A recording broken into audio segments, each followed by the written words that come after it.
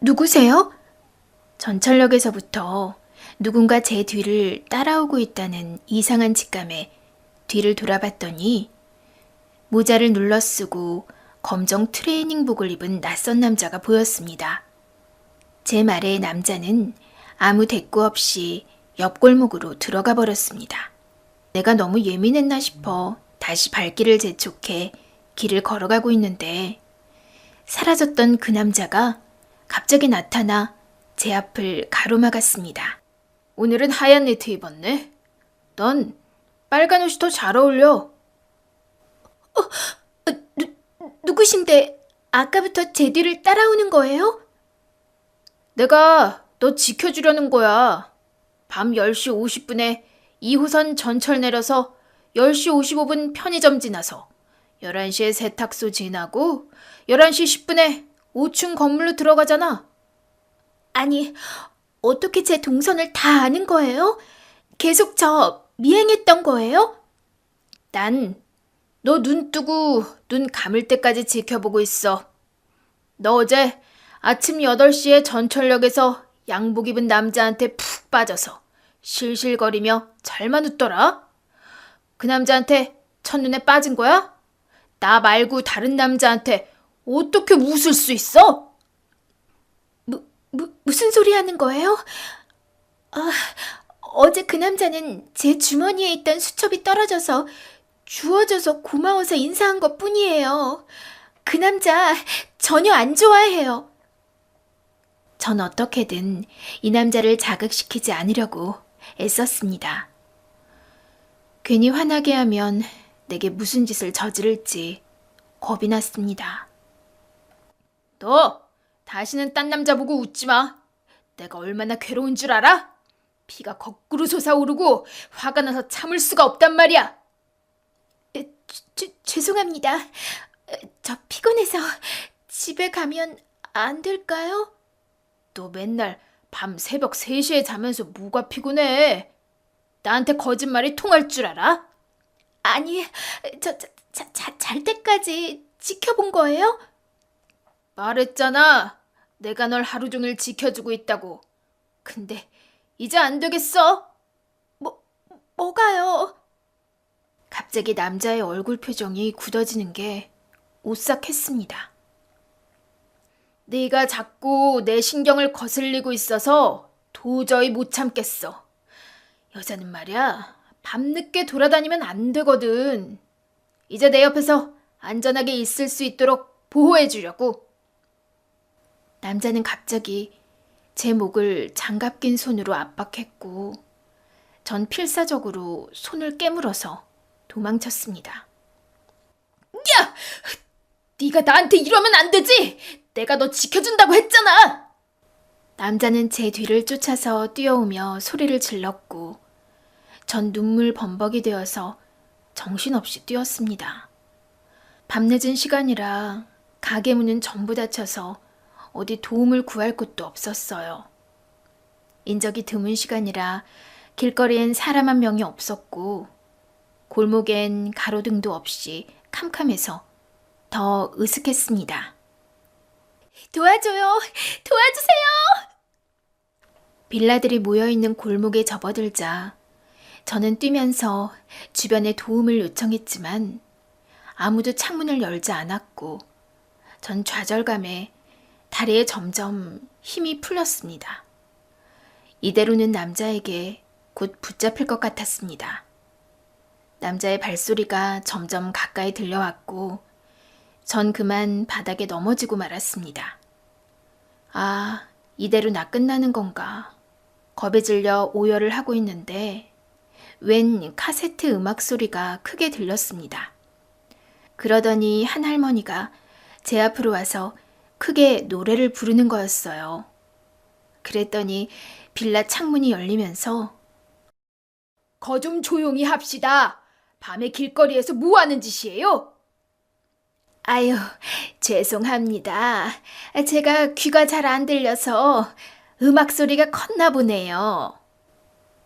남자는 멈춰서서 그 광경을 지켜보고 있었고 여러 집의 창문이 열리면서 사람들이 항의하면서 모두 저와 할머니한테 집중되었습니다. 그런데 순간 할머니가 저를 노려보면서 너 지금 몇 시인데 지금 와? 맨날 뭐하고 쏘다닌다고 이렇게 속을 썩이는 거야. 네? 갑작스런 할머니의 호통에 어리둥절해서 멍하니 쳐다보고만 있었습니다. 이렇게 네 애비애미 속썩이고 앞으로 뭐가 되려고 그래? 그러면서 할머니는 제 손목을 낚아채서 끌었습니다. 할머니, 아파요. 아프긴 뭐가 아파. 집에 가서 단단히 홍구녕이 나봐야 정신 차리겠어? 안 되겠다. 집에 가자. 캄캄해서 할머니 얼굴은 잘 보이지 않았지만 저를 노려보는 눈빛이 너무나 무서웠습니다. 저는 순간 공포에 질려 온몸에 소름이 돋았고 우연히 만난 그 할머니는 제 인생을 바꿔놓았습니다. 오늘 그 할머니의 정체가 누군지 들려드리려고 합니다. 제 나이 25. 전 혼자 살고 있었습니다. 가족들이 같이 식당에서 밥을 먹거나 부모님 손을 잡고 걷는 아이들만 봐도 눈물이 날 정도로 그 모습이 너무 부럽습니다. 저희 부모님은 같은 공장에서 만나 20대 초반 어린 나이에 결혼을 하고 저를 낳았습니다. 가정 형편은 넉넉하진 않았지만 두 분은 서로 위해주고 저를 끔찍이 챙겨줬어요. 제가 6살 때 아빠는 다니던 직장을 그만두고 식당을 하려고 준비했습니다. 엄마는 그게 못마땅했어요. 요즘 같은 불경기에 무슨 식당을 하려고 그래요. 월급 따박따박 받으며 사는 게 돈 버는 거라니까요. 공장 사정도 어려워져서 월급도 깎였는데 언제 우리 전세로 이사 갈 거야. 숙희 학교 들어가면 돈 들어갈 곳도 많고 이대로는 희망이 없어. 그렇다고 덜컥 사표를 내면 어떡해요. 나랑 상의는 했었어야죠. 상의가 뭐가 필요해? 당신이 사업에 대해 알아? 내가 다 알아서 할게. 돈은 어디서 구하려고요? 대출 한도도 얼마 안 나와요. 아는 형님이 은행 이자보다 싸게 돈 빌려주기로 했어. 그 식당이 워낙 장사가 잘 됐는데 사장님이 몸이 안 좋아서 어쩔 수 없이 파는 거래. 진짜 운 좋게 잘 얻은 거라고. 내가 며칠 동안 점심시간에 가게 밖에서 지켜봤는데 진짜 손님이 많이 들어가더라고. 장사 경험도 없는 사람이 어떻게 하려는지 걱정이에요. 당신 라면도 못 끓이는 사람이 음식은 어떻게 하려고요? 그건 걱정 안 해도 돼. 계약하면 사장님이 며칠 동안 레시피 전수해 주기로 했어. 그 식당 20년 동안 운영했다니까 노하우가 어마어마하지. 정말 믿을 만한 사람이에요? 요즘 워낙 이상한 사람들이 많아서. 아이 참, 왜 그래? 식당 시작도 하기 전에 자꾸 조칠 거야? 식당 하면 당신도 나와서 홀 서빙이며 도와줘야 돼. 직원 많이 들일 수는 없고 주방 아줌마 1명 두고 할 거니까. 당연히 제가 돕긴 도울 건데 영 불안해서요. 아빠는 아는 형님한테 돈을 빌려서 식당을 인수했습니다. 사장님, 진짜 운 좋은 거예요. 내가 20년 동안 피땀 흘려서 성공시킨 가게라 웬만하면 내가 계속 해보려고 한 거라고요. 제가 감사하죠. 아무쪼록 사장님 건강 쾌차하시길 바랍니다. 그럼 요리는 오늘부터 제가 배우면 될까요? 내가 오늘은 병원 예약이 있어서요. 내일 오전부터 시작합시다. 네, 그러세요. 내일 뵙겠습니다. 아직은 가오픈 상태이고 식당 내부 수리를 한 후에 2주 후에 정식 오픈을 할 생각이었습니다. 식당은 넓고 깨끗하네요. 그렇지. 이 돈에 이만한 가게 못 얻어. 이 동네에 직장인들이 많다니까 점심 장사가 거의 하루 매출이래. 술 손님 없으니까 편하지 뭐. 다음 날 아침 일찍 식당 문을 열고 부모님은 식당 사장을 기다렸습니다. 약속 시간이 지났는데도 안 오자 아빠는 전화를 걸었습니다. 이상하네. 왜 없는 전화번호라고 음성 메시지가 나오지? 당신이 전화번호 잘못 누른 거 아니에요? 아닌데, 이 번호가 맞는데? 하지만 계속 전화를 안 받아서 아빠는 이 식당을 처음에 소개해준 아는 형님에게 전화를 걸었습니다.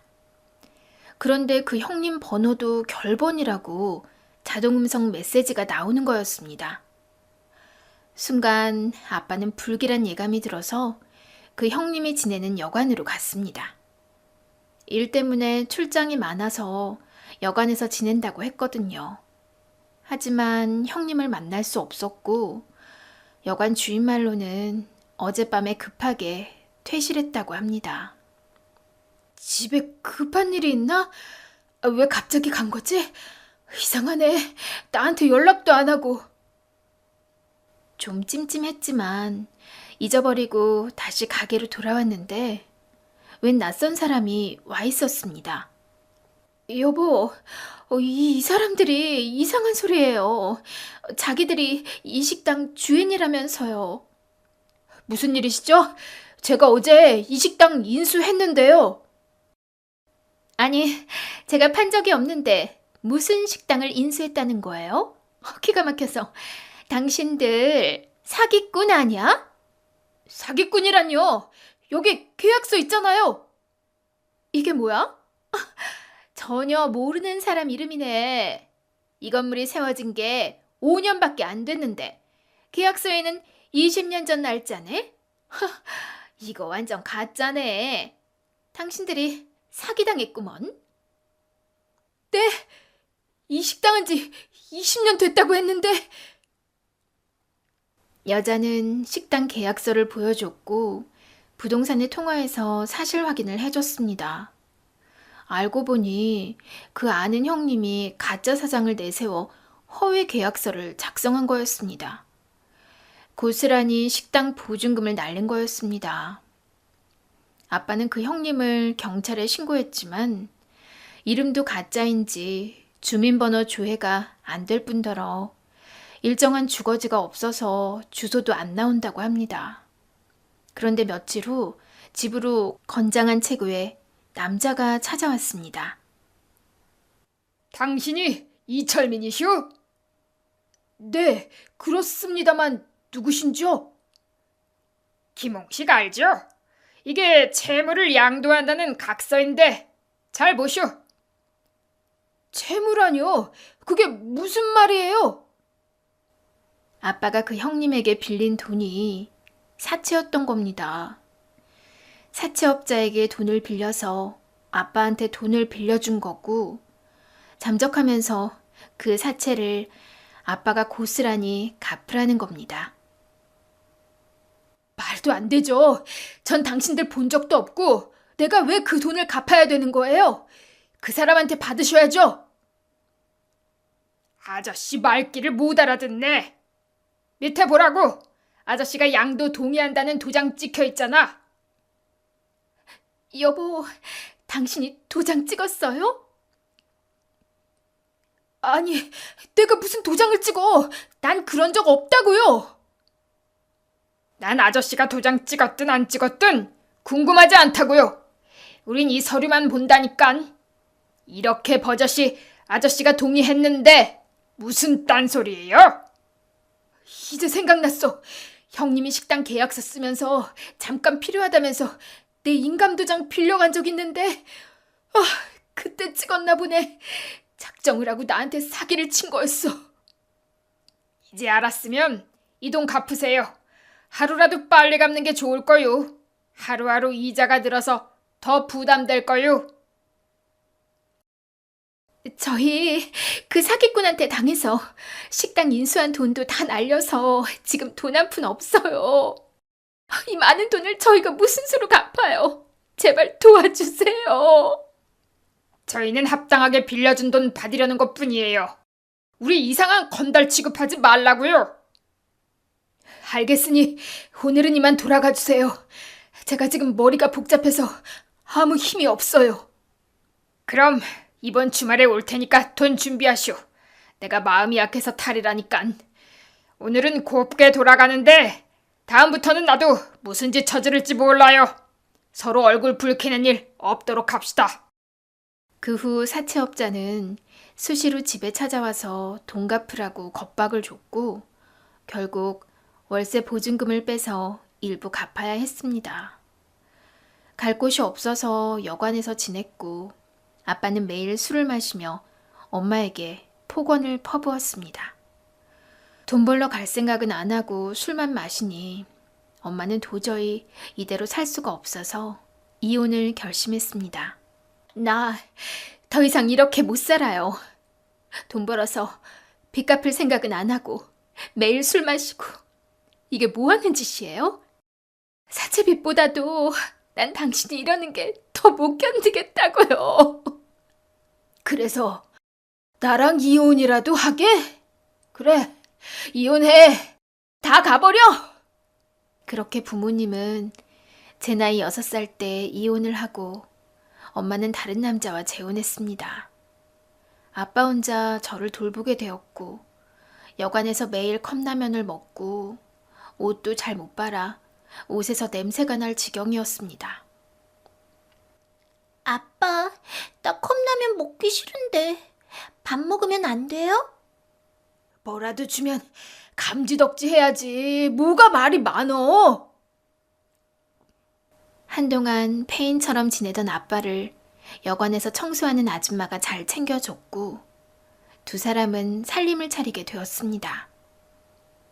수키야, 넌 이제 시골 할머니 집에 가서 살아야 돼.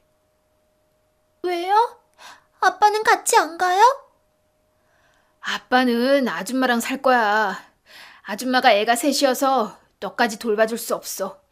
할머니한테는 말해놨으니까 고속버스 타고 정류장에 내리면 할머니가 나와 계실 거야.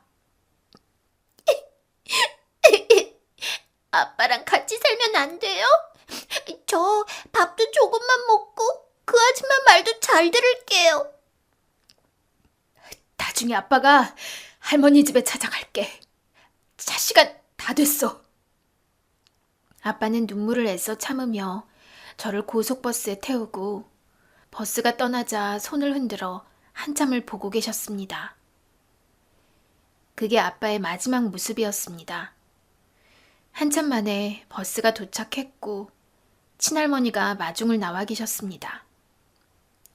수키야, 오느라 고생했다. 수키 많이 컸네. 안녕하세요, 할머니. 수키 5살 때 할머니 봤으니까 할머니 얼굴 기억나? 조금 기억나요. 추석 때 할머니가 나 먹으라고 송편 주시고 용돈 주신 거 생각나요. 맞아. 수키야, 이제 할머니하고 오래 같이 살 거야. 엄마 아빠는 사정이 있어서 수키랑 같이 못 사는 거야. 보고 싶어도 참아야 돼. 수키 착하니까 그렇게 할 수 있지? 그럼 저 이제 엄마 아빠 못 보는 거예요? 아휴, 불쌍한 거. 할머니랑 오붓하게 살면 되지. 할머니가 사시는 집은 지은 지 100년도 넘은 낡은 흙집이었고 텃밭에서 채소를 키워 시장에 내다 팔아 그 수입으로 생활하고 있었습니다. 비록 가난했지만 할머니는 부모님 이상으로 저를 끔찍이 아끼시고 따뜻하게 해주셔서 저도 어느새 부모님을 잊게 되었습니다. 저는 어느새 초등학생이 되었고 할머니가 장사 나간 사이에 전 집안 청소며 설거지를 하면서 할머니가 덜 힘드시게 집안일을 도왔습니다. 스키야, 할미 왔다. 할머니, 오늘 장사는 잘했어요? 날이 추워서 그런지 시장에 사람이 별로 없더라고. 그렇구나. 내일 또 장사 잘하면 되죠. 할머니, 제가 누룽지 끓여놨으니까 얼른 드세요. 할머니 손이 얼음장 같아요. 그래, 우리 손녀가 끓인 누룽지 얼마나 맛있으려나? 음, 아유, 아유, 잘 끓였네. 맛있어. 여기 물김치랑 조개 구웠으니까 같이 드세요. 아, 그래, 너도 같이 먹자. 할머니가 된장찌개 후딱 끓일 테니까 조금만 기다려. 신난다. 난 할머니가 만들어주는 된장찌개가 세상에서 제일 맛있어요. 할머니가 끓여주신 된장찌개와 누룽지, 김치와 깻잎 장아찌가 전부인 소박한 밥상이었지만 할머니와 같이 먹으니 꿀맛 같았습니다. 동네 사람들이 제가 부모 없이 할머니랑 사는 걸 안타깝게 생각하셔서 많이 도와주셨습니다. 반찬과 헌옷, 운동화까지 잘 챙겨주셨어요. 할머니는 운동회 날, 소풍 날, 졸업식 때 한 번도 안 빠지고 엄마처럼 제 옆에 있었고 사진 속 제 옆에는 항상 할머니가 계셨습니다. 제가 고등학교에 올라간 지 얼마 안 돼 할머니 건강이 부쩍 안 좋아졌습니다. 기침이 잦고 몸살 기운으로 자리에 몸져 눕는 날이 많았습니다. 할머니, 많이 힘드시면 병원에 입원해요. 돈 아낀다고 될 문제 아닌 것 같아요. 병원은 무슨 며칠 푹 쉬면 나아. 안색이 너무 안 좋아서 그래요. 식사도 잘 못하시고 계속 기침만 하잖아요. 네가 사준 약 먹으면 기침도 덜하고 괜찮아. 원래 늙으면 입맛이 없어서 많이 못 먹어. 걱정 말고 넌 공부해. 고등학교 갔으니 이제 열심히 공부해야지. 그럼 할머니, 나 늦게까지 공부하면서 할머니 주무시는 동안 지켜볼 테니까 편히 주무세요. 뭐 불편한 거 있으면 바로 말씀하시고요. 오냐, 그러마. 우리 손녀가 옆에 있으니까 할미가 든든하네. 하지만 할머니 병세는 더 안 좋아지셨고 어느 날 밤 잠든 채로 세상을 떠나셨습니다. 동네 분들이 도와주셔서 할머니 장례를 잘 치르고 전 이 세상에 혼자 덩그러니 남게 되었습니다. 예전에 엄마가 힘든 일 있으면 연락하라고 준 전화번호가 생각나서 전화를 걸었습니다. 엄마, 나 수키야. 누구? 수키라고? 엄마, 엄마 보러 가면 안 돼? 너 지금 어디니? 나 시골 친할머니와 같이 살다가 얼마 전에 하늘나라로 가셔서 서울 왔어. 지금 고속버스 터미널이야. 아, 어머니가 어쩌다가... 나 잠깐만 엄마 얼굴 보고 갈게. 나 너무 힘들어서 그래. 그럼 내가 알려주는 곳으로 와. 너 혼자 버스 타고 올 수 있지? 전 엄마가 알려주는 주소대로 찾아갔고 그곳은 빵집이었습니다. 엄마가 절 기다리고 있더라고요. 어릴 때 보던 엄마 모습 그대로였습니다. 엄마!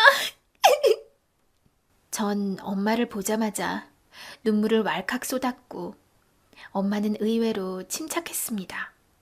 수키야, 너 먹고 싶은 빵 다 골라봐. 비싼 거 먹어도 돼. 팥빙수도 시킬까? 전 빵을 보자 기분이 좋아서 이것저것 빵을 골라 담기 시작했습니다. 그리고 허겁지겁 먹었고 엄마는 그런 저를 무거운 얼굴로 쳐다보고 있었습니다. 엄마는 안 먹어? 이거 맛있는데. 수키야, 엄마가 하는 말 잘 들어. 엄마 보는 건 오늘이 마지막이야. 엄마한테는 다른 아저씨랑 결혼해서 낳은 자식들이 있어. 수키 너보다 훨씬 어려서 엄마가 필요해. 엄마 지금 이대로 사는 게 행복하고 너 때문에 이 행복이 깨지지 않았으면 좋겠어. 너 지금 혼자라 힘든 거 아는데 엄마가 해줄 수 있는 게 없어. 무슨 말인지 알지? 그럼 나 엄마랑 살려고 오늘 보자고 한 거 아니야. 내가 그런 눈치도 없을까봐? 나 이제 다 커서 혼자서도 잘 살 수 있어. 할머니와 살면서 살림도 하고 시장에서 같이 장사까지 했어. 나 걱정 안 해도 돼. 이 통장에 돈 조금 넣었어. 아저씨 몰래 엄마가 모은 돈이야. 이걸로 밥 굶지 말고 맛있는 거 사 먹어. 알았어. 이 돈 아껴서 잘 쓸게. 고마워. 더 주고 싶어도 줄 형편이 안 돼. 빵 다 먹었으면 일어나자. 엄마 식당에 일하러 가야 돼. 벌써? 더 있으면 안 돼? 10여 년 만에 엄마 얼굴 보는 건데. 너랑 이렇게 있는 거 엄마 불안해. 아저씨가 알까봐. 그럼 엄마 먼저 갈게. 넌 천천히 빵 다 먹고 가. 엄마, 가지 마. 하지만 엄마는 매몰차게 밖으로 나갔고 한 번도 뒤돌아보지 않고 횡단보도를 건너가 버렸습니다. 엄마에게 전 짐이 돼버렸다는 걸 깨닫는 순간 하늘이 무너지는 것 같았습니다. 그 후로 엄마를 잊고 전 악착같이 잘 살기로 결심했습니다. 우선 일자리를 찾아야 했고 숙식이 가능한 식당에서 사람을 구한다 해서 찾아갔습니다. 안녕하세요. 사람 구한다고 해서요. 아가씨가 일할 건가? 어려 보이는데 몇 살이에요? 저 18살인데 집에서 요리도 하고 살림해서 일 잘할 자신 있습니다. 나이가 너무 어린데 딴 데 가봐. 홀서빙 구하고 있어서 힘들 거야. 사장님, 저 꼭 일해야 돼요. 당장 갈 곳도 없고 딴 데서는 어리다고 다 쫓겨났어요. 제발 부탁드립니다. 저 일하게 해주신다면 정말 몸이 부서져라 열심히 일하겠습니다. 아유, 그렇다고 이렇게 울면 어쩌니? 내가 무안하잖니? 너 힘들까봐 그런 거지. 전 괜찮습니다. 일만 시켜준다면 평생 그 은혜 잊지 않을게요. 알았어. 그럼 같이 일해보자고. 대신 어리다고 우리가 신경 써줄 겨를은 없어. 다른 아줌마들이랑 똑같이 일해야 돼. 감사합니다. 사장님, 정말 열심히 하겠습니다. 인심 좋은 사장님 덕분에 다행히 식당에서 일을 할 수 있게 되었습니다. 무엇보다 좋았던 건 식당에서 숙식을 해결할 수 있다는 거였죠.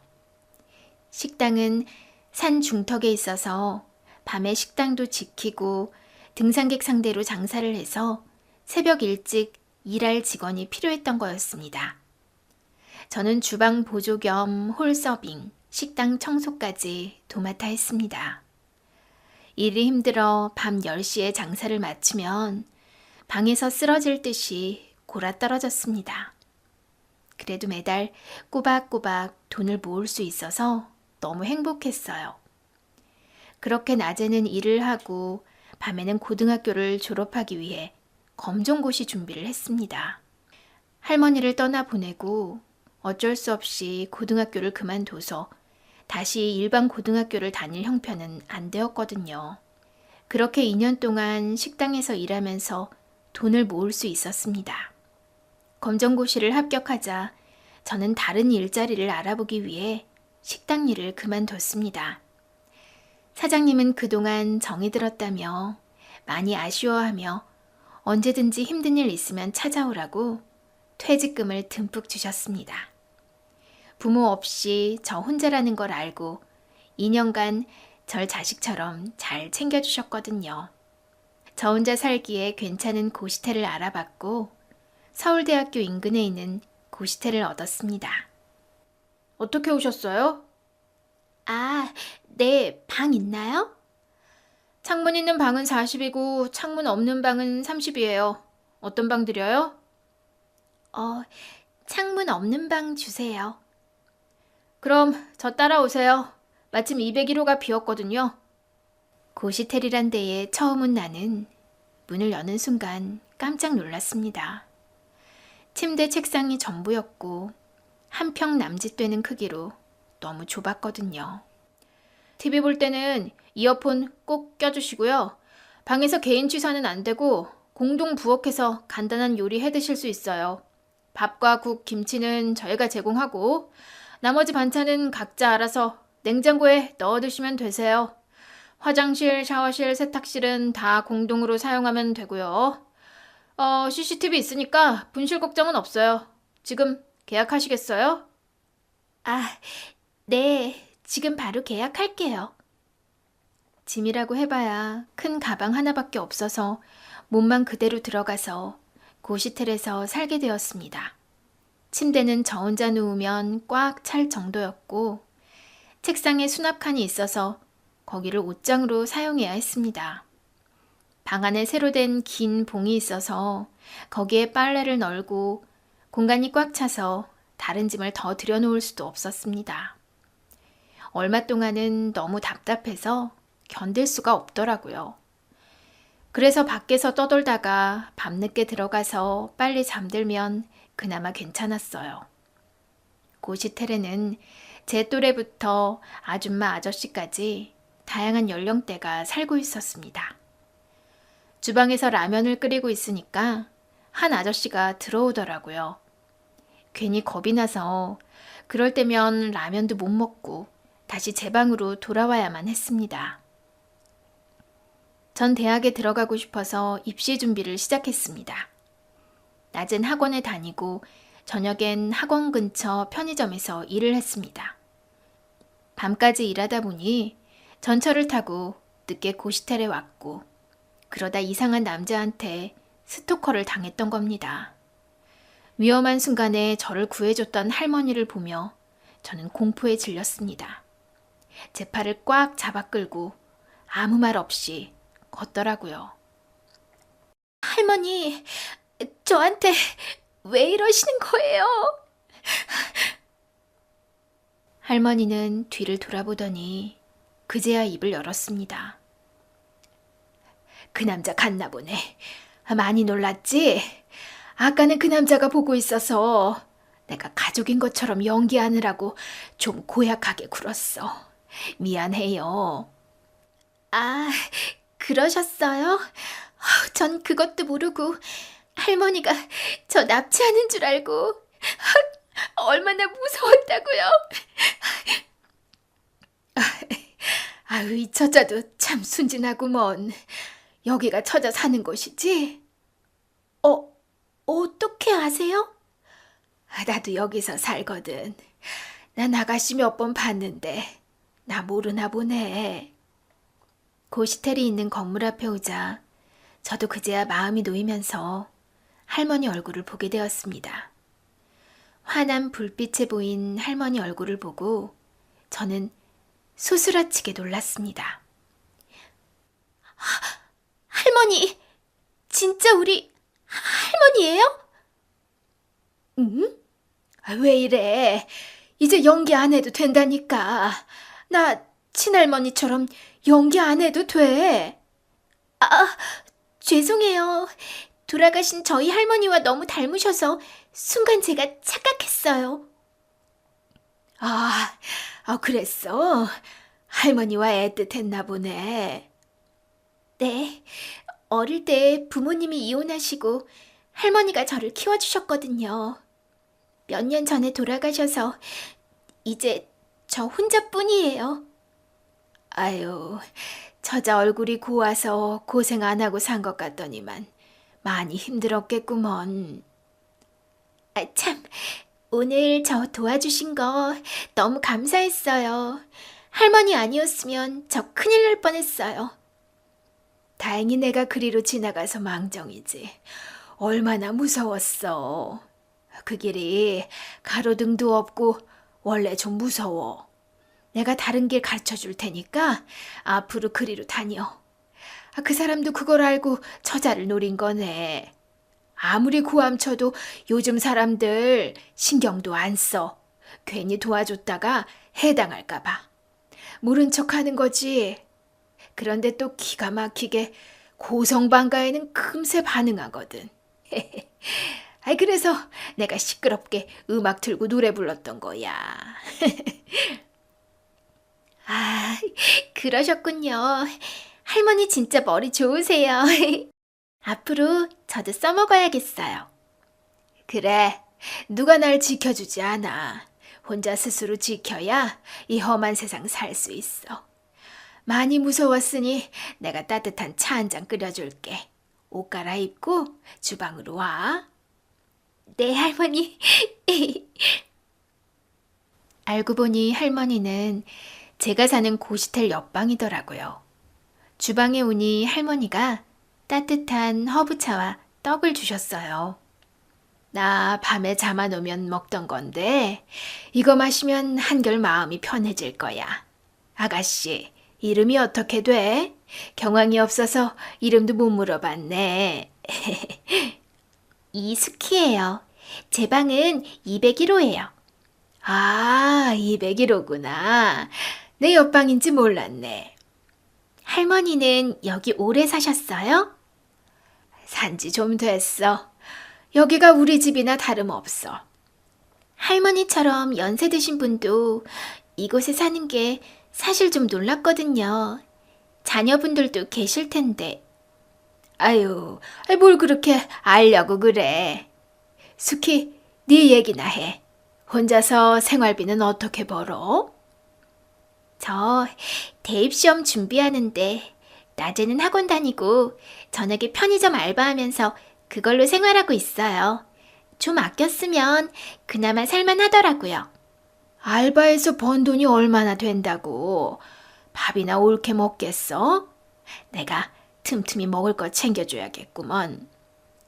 할머니는 하루 종일 여기 있으면 안 답답하세요? 난 여기 있는 게 마음 편해. 혼자 TV 보고 밥 먹고 잠자고. 누가 간섭할 사람이 없잖아. 아유, 모처럼 나도 사람과 얘기하느라 수다쟁이가 다 됐네. 할머니와 얘기하니까 저도 좋아요. 저도 어쩔 때는 하루 종일 한마디도 안 할 때가 많았거든요. 사람 만날 일도 없고 맨날 혼자니까요. 할머니가 친구 같아서 좋네요. 그래, 우리 친구 하지 뭐. 우리 그럼 각자 방 찾아갈 때는 신호 하나 정할까? 여긴 복도에서도 조용해야 돼서 노크를 딱, 따다딱 이렇게 4번 하는 거지. 그럼 문 열어주는 걸로. 아, 딱, 따다딱? 괜찮네요. 역시 할머니 똑똑하셔. 그걸 갑자기 생각하신 거예요? 내가 학교 다닐 때 공부 잘한다는 소리는 좀 듣긴 했지. 할머니는 연세에 맞지 않게 유머러스하고 유쾌하실 뿐더러 시사, 경제, 정치까지 모르는 게 없을 정도로 박학다식했습니다. 어느 날 방안이 답답해서 주방에 나와서 공부하고 있는데 할머니가 나오셨더라고요. 공부하니? 할머니 오셨어요? 진짜 전 공부 체질이 아닌가 봐요. 특히 수학은 해도 모르겠어요. 그럼 할머니가 좀 봐줄까? 아이, 농담 마세요. 할머니가 어떻게 수학 문제를 풀어요? 나도 요즘 애들 책은 처음 보는데 어디 보자. 이게 이런 원리구나. 세월은 변해도 기본은 그대로네. 벌써 푸셨어요? 우와, 진짜 대단하세요. 이거 별로 안 어려워. 공식을 외우려고 하지 말고 이해해봐. 그럼 다른 문제도 응용해서 쉽게 풀 수 있어. 할머니는 그 자리에서 제게 수학을 가르쳐줬고 그 후에 다른 과목도 제가 모르는 건 가르쳐줬습니다. 어느 날 외출했던 할머니 2손에 짐이 한가득이더라고요. 할머니, 어디 다녀오셨길래 이렇게 짐이 많아요? 아유, 이거 들고 오느라 진짜 힘들었어. 김장을 해야 되는데 여기서 못하니까 지인 집에서 김장이랑 반찬 좀 만들어서 왔어. 자, 이거 냉장고에 넣고 두고두고 먹어. 할머니는 직접 담근 김치와 10가지도 넘는 반찬을 저 먹으라고 챙겨주셨습니다. 전 매번 할머니한테 받기만 해서 너무 고마워서 도시락 싸서 가까운 공원에 나들이 가자고 제안을 했습니다. 할머니, 많이 걸으시면 힘드니까 이 근처 공원에 가려고요. 제가 아침부터 김밥 쌌어요. 아유, 잠도 안 자고 이 많은 걸 다 준비한 거야? 그 정성 봐서라도 오늘 할머니가 재밌게 놀아줘야겠네. 네, 우리 오늘 신나게 놀아요. 고시태를 나와서 걸어서 가면 되는 거리라 할머니 팔짱을 끼고 걷는데 너무 행복했어요. 한참 걷다 보면 서울대학교를 지나게 되는데요. 할머니가 그쪽에서 눈을 못 떼시더라고요. 저 학교 가려면 얼마나 공부 잘해야 될까요? 저도 가고 싶은데 지금 실력으로는 어림도 없을 것 같아요. 저 학교 가는 거 그렇게 힘든 거 아니야. 너도 지금부터 충분히 준비하면 갈 수 있어. 할머니가 어떻게 하세요? 혹시 할머니 손자가 저 학교 다녔어요? 아, 그냥 그렇다는 거지. 공원에 도착해서 할머니와 김밥도 먹고 아이스크림을 먹으면서 산책을 하니 친할머니 생각이 나서 눈물이 났습니다. 할머니와 가끔씩 시골길을 산책하곤 했던 기억이 떠올랐거든요. 할머니와 살 때가 제 인생에서 제일 행복했었으니까요. 좀 걷는데 할머니 안색이 안 좋아졌습니다. 기침까지 하더라고요. 할머니, 어디 안 좋으세요? 아까부터 계속 기침하셔서 감기 걸리신 거 아니에요? 아유, 그러게. 아유, 조금 오한이 있는 것 같긴 하네. 아우, 진작 말씀하시지. 제 옷 걸치시고 지금 빨리 가요.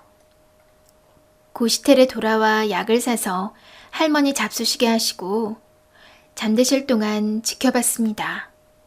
감기니까 며칠 후면 낫겠지 싶어서 매일 밤 퇴근해서 할머니 방을 들러 약을 챙겨드렸어요. 그러던 어느 날 퇴근해서 할머니 방을 노크했는데 안에서 인기척이 없었습니다.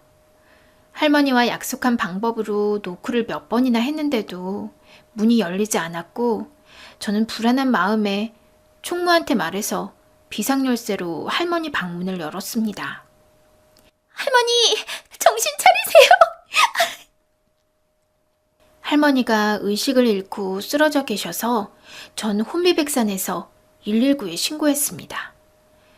고시텔 옆방 할머니가 위독해 병원에 모시고 지극정성으로 간호해드렸더니 201호 처자에게 큰 은혜를 입었어. 내가 꼭 갚을게. 하는데 일주일 후 모르는 번호로 걸려온 전화. 이수키 씨죠? 가나기업 대표 비서실장입니다. 그 후 내 인생 2막이 시작되는데 사연은 이랬습니다. 할머니는 노환으로 원래 몸이 안 좋으셔서 병원 치료를 꾸준히 받고 있었습니다. 할머니 연세에는 쾌적한 환경에서 식사 잘 하시고 마음 편하게 지내셔야 돼요. 근데 지금 그 좁은 고시텔에 계속 계시니 몸이 계속 안 좋아지시는 거예요. 얼른 나오세요. 아니에요. 거기 있어야 제 마음이 편해요. 좋은 집, 좋은 음식 다 필요 없어요. 거긴 제 마음을 가장 잘 이해해주고 저를 끔찍이 챙겨주는 좋은 친구가 있어서 못 떠나요. 아휴, 제가 강제로 말릴 수도 없고 대신 약이라도 꼬박 잘 챙겨 드시고 일주일에 한 번씩 꼭 오셔서 진료 받으셔야 돼요. 겉으로 항상 유쾌하고 밝으셔서 몰랐는데 건강이 안 좋으셨던 겁니다. 할머니 퇴원시켜드리고 병원에 갔더니 안 보이더라고요. 저 1108호 할머니 안 보이시는데 진료받으러 가셨어요? 그 할머니 퇴원하셨어요. 사람들이 엄청 와서 모시고 가던데요. 네? 퇴원하셨다고요? 할머니 아는 사람도 없는데 누가 온 거지? 할머니는 휴대폰이 없어서 연락도 못하고 혼자서 전전긍긍하던 중에 제게 비서실장이라는 사람에게서 전화가 걸려온 겁니다. 그 사람은 주소를 알려주면서 그리로 오면 할머니를 만날 수가 있다고 하더라고요. 고시텔에서 나오니 고급 리무진이 주차되어 있었습니다. 남자가 제 쪽으로 오더니 이수키 씨죠? 이 차에 타시면 됩니다. 이 차예요? 사모님이 이수키 씨 편하게 오시게 차를 보내셨습니다. 사모님이요? 할머니 말씀하시는 거예요? 전 영문을 몰라 얼떨떨한 채로 할머니가 보내준 차를 타고 할머니를 만나러 갔습니다. 도착한 곳은 부자들만 산다는 성북동에 있는 대저택이었습니다. 운전기사가 안내해주는 대로 집에 들어가니 넓은 마당과 고급 건물이 한눈에 들어오는데 텔레비전에서 보던 그 재벌집과 같았습니다. 눈이 휘둥그레져서 집 안으로 들어가니 할머니가 보였습니다. 우아한 융 원피스를 입은 낯선 모습에 할머니를 못 알아볼 뻔했어요. 할머니 맞으세요? 아이, 내가 너무 예뻐져서 깜짝 놀랐나 보네. 아, 네. 너무 다르셔서요. 여긴 어디예요? 그동안 수키 너한테 말 못했는데 여기가 우리 집이야.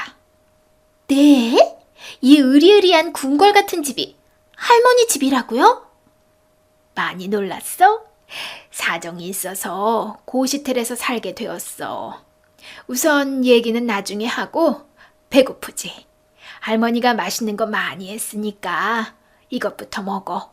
너 몸보신 시켜주려고 내가 오늘 새벽 시장 가서 해산물이며 고기까지 싹 다 사와서 한 거야. 김집사, 지금 식사할 수 있게 테이블 세팅해. 네, 사모님. 안 그래도 지금 다 차려놨어요. 국만 끓이면 됩니다. 수키야, 얼른 먹어. 네가 뭐 좋아하는지 몰라서 해산물, 고기, 양식 다 준비했어. 우와, 상다리 부러지겠네. 이 많은 걸 저 혼자 다 먹으라고요? 이 정도는 먹어야 힘내서 공부도 잘하지. 꼭꼭 씹어서 천천히 먹어.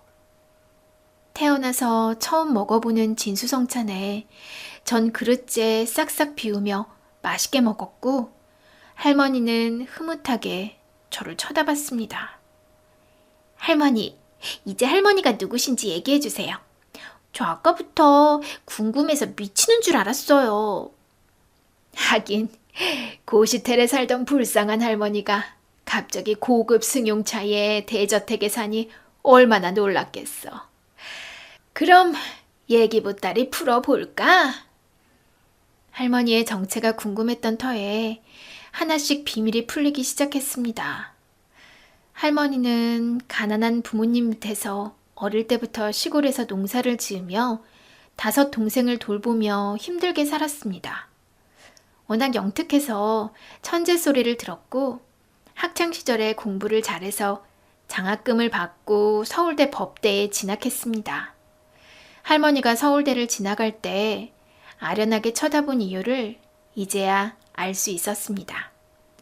서울대가 할머니 모교였다니 너무 놀라웠어요. 상경 후 서울대 근처 고시원에서 생활을 했는데 이곳이 제가 살고 있는 고시텔이었던 겁니다. 예전에 이 동네는 고시촌이어서 고시생들이 많아서 고시원이었는데 지금은 고시텔로 리모델링 한 거였습니다. 집안 형편이 어려워 부모님이 할머니 학비를 대줄 수 없어서 할머니는 공부하면서 2-3개 아르바이트를 하면서 돈을 벌어야 했습니다. 원래는 부모님이 돈 없다고 대학을 가지 말라고 하면서 서울대 법대에 합격했는데도 그렇게 좋아하지 않았습니다. 여자가 똑똑하면 팔자가 박복하다며 그냥 시집이나 빨리 가라고 해서 거의 도망치듯 상경했습니다.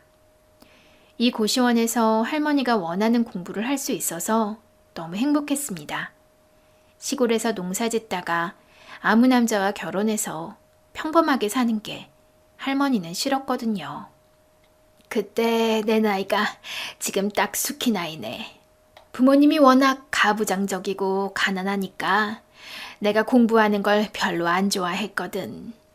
아르바이트 하면서 공부하다 보니 하루에 2시간 겨우 자고 코피 흘려가면서 사법고시 시험 준비했어. 비록 돈은 없어도 내가 하고 싶은 꿈이 있었기에 그 시간이 너무 소중하고 좋았던 거지. 아, 그래서 할머니가 그렇게 똑똑하셨군요. 말씀하시는 게 예사롭지 않다고는 느꼈는데 서울대 법대 나오신 줄은 몰랐어요.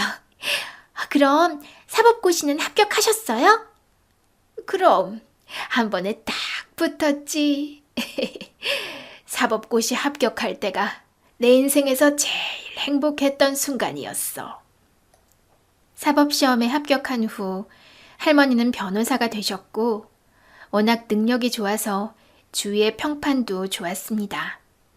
특히 기업 총수들 일을 봐주면서 재벌 2세인 지금의 남편을 만나 결혼을 했습니다. 할머니 남편은 자회사인 무역회사를 경영하는 대표였고 젊은 나이에 큰 성공을 거둬서 언론에 소개될 정도로 존경받는 경영인이었습니다. 그렇게 탄탄대로였던 할머니에게 아픔이 하나 있었는데 그건 아이가 없다는 겁니다. 어릴 때부터 몸이 약해 잔병치레가 많았던 할머니는 임신이 잘 되지 않아서 좋은 약과 고가의 치료 장비를 동원해 임신하려고 몇 년 동안 노력했음에도 아이는 생기지 않았습니다. 여보, 우리 이제 그만 끝내자. 아이 없으면 어때? 우리끼리 서로 위해주고 행복하게 살면 되지. 당신 산부인과 다니면서 치료받는 거 보면 내가 안쓰러워 못 보겠어. 그래도 당신 집안 대를 이을 아이는 있어야 하는데 당신한테 너무 미안해요. 그게 무슨 미안할 일이야.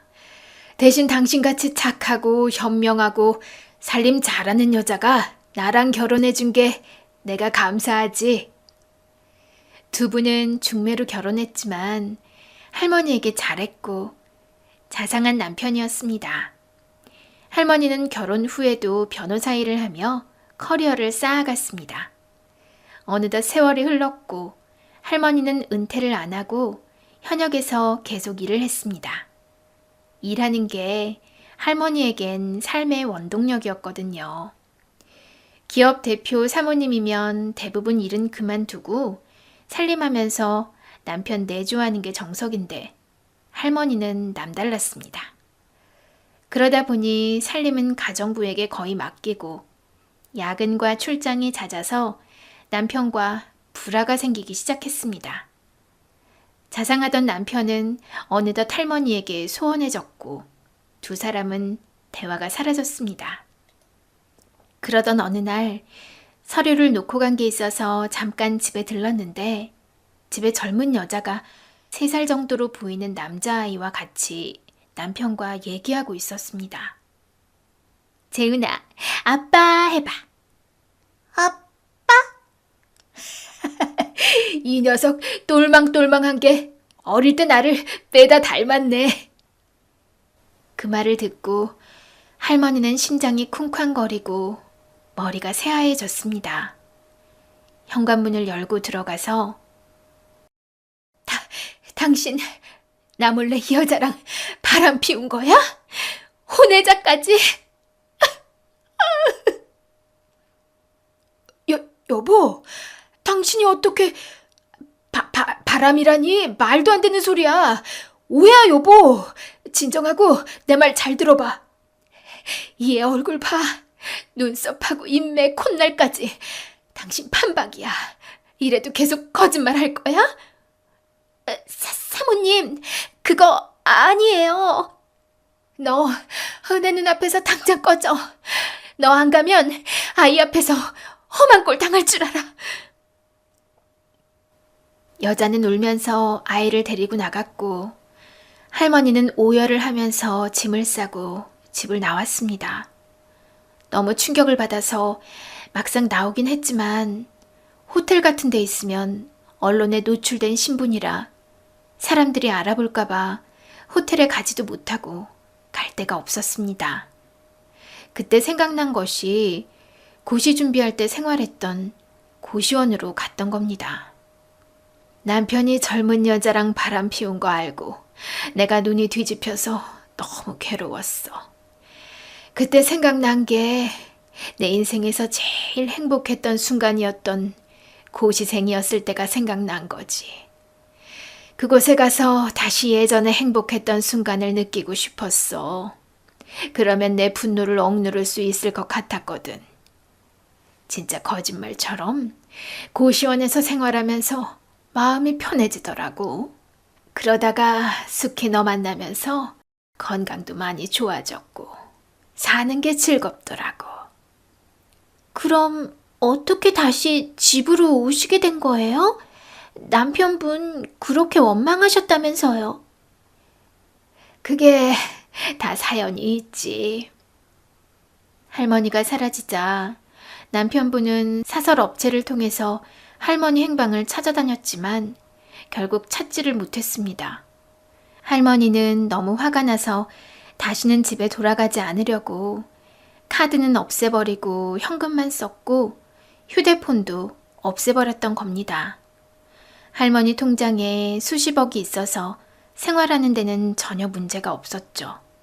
그렇게 몇 년이 흐른 후 건강이 안 좋아지자 행여 갑자기 세상을 떠나기 전에 아무리 남편이 미워도 얼굴이나 한번 보자는 마음에 집을 찾았고 먼 발치서 남편이 오기를 기다렸습니다.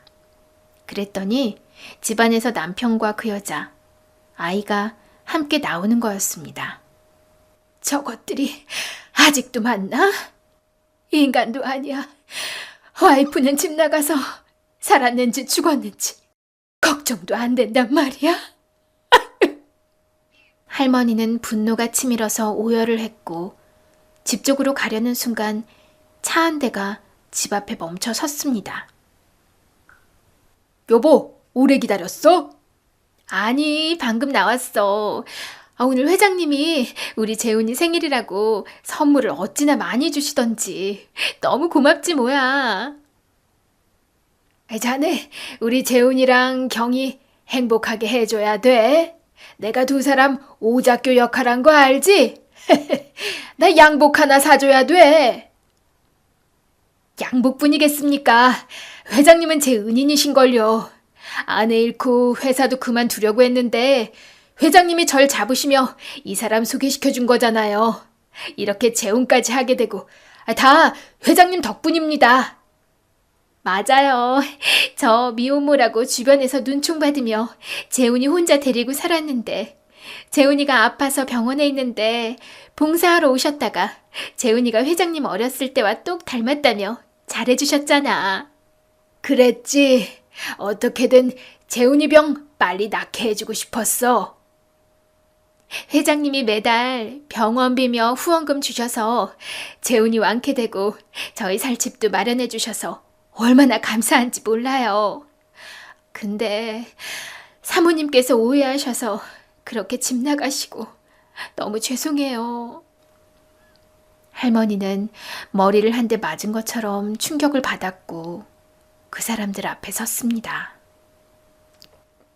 지금 이게 다 무슨 소리예요? 아니, 당신 돌아온 거야? 잘 왔어, 여보. 설명을 해보시라고요.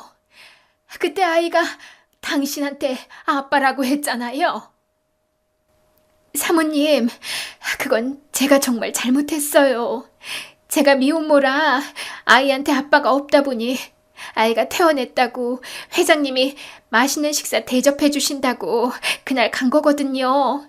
아이한테 소원이 뭐냐고 회장님이 물으시니 아빠라고 한번 불러보는 거여서 그렇게 아빠라고 부른 거예요.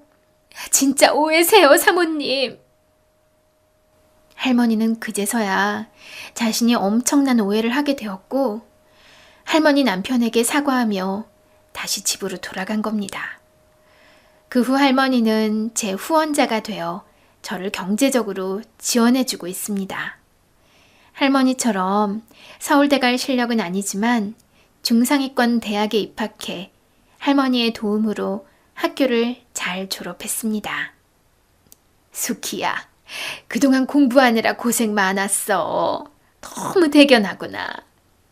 다 할머니 도와주신 덕분이죠. 이제 저 좋은데 취직해서 할머니께 받은 은혜 보답해야죠. 회장님이 수키가 마음에 드신다고 우리 회사에서 같이 일했으면 하셔. 회장님 회사면 엄청 좋죠. 취준생들이 서로 가고 싶어하는 회사잖아요. 전 할머니 남편분이 운영하는 회사에 취직해서 성북동 대저택 집에서 같이 살고 있습니다. 두 분은 저를 호적의 양자로 올리셨고 그렇게 저는 새로운 가족이 되었습니다. 긴 글 읽어주셔서 감사합니다.